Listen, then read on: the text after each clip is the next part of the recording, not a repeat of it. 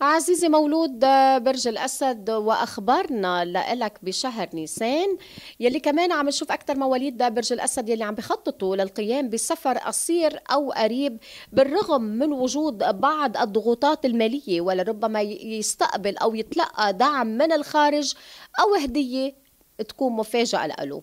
مهنيا عم بيصعب عليك تحديد شو بدك أو ما تريد، ولكنك غير راضي عن وضعك المهني الحالي، ولربما تعيش بعض التشويش والحيرة بأفكارك وخططك والقبول بما هو مطروح عليك، إلا أنك ما رح تضلك ضايع، لن تبقى ضائعا. وكمان عم نشوف لربما تجد الدعم عن طريق شخص مهم ومهتم بأمرك.